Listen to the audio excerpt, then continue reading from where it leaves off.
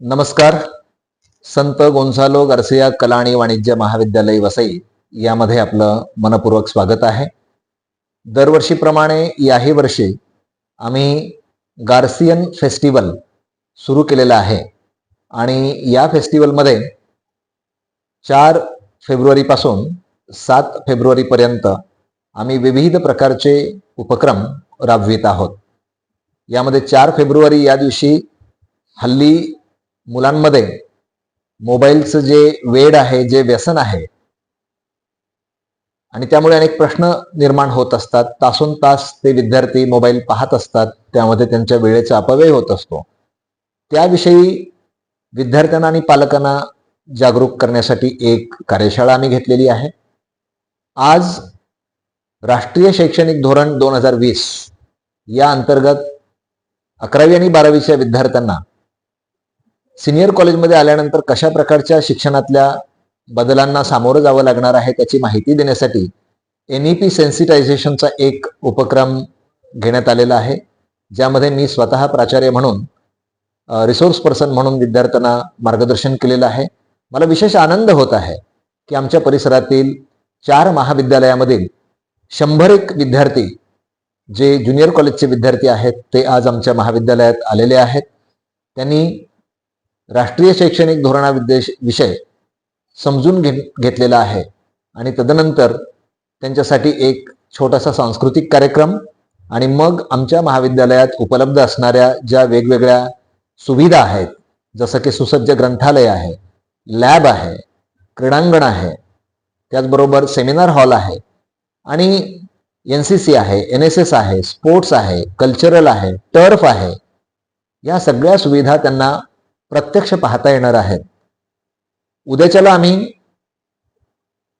जे आमचे माजी विद्यार्थी आहेत त्या विद्यार्थ्यांना आमंत्रण दिलेलं आहे की ते विद्यार्थी जे या महाविद्यालयात शिकले, मोठे झालेले आहेत, अनेक पदांवरती काम करत आहेत, त्यांनी पुन्हा महाविद्यालयात यावं, जुन्या आठवणींना उजाळा द्यावा आणि मग महाविद्यालयाशी अधिक जवळीक कशी निर्माण होता येईल या हेतूने आम्ही त्याचं आयोजन केलेलं आहे. आणि सर्वात महत्त्वाचं म्हणजे शनिवार दिनांक 7 फेब्रुवारी जो संत गोन्सालो गार्सिया दिवस म्हणून सुद्धा साजरा केला जातो, मानला जातो. या निमित्ताने आम्ही आमच्या महाविद्यालयात कोकण इतिहास परिषदेचं 15वं वार्षिक अधिवेशन आयोजित केलेले आहे. आम्ही त्याचं यजमानपद स्वीकारलेलं आहे आणि संपूर्ण कोकणातील महाविद्यालयांमधून अनेक प्राध्यापक, प्राचार्य आणि इतिहास परिषदेचे सभासद, आजीवन सभासद हे या कार्यक्रमासाठी येणार आहेत.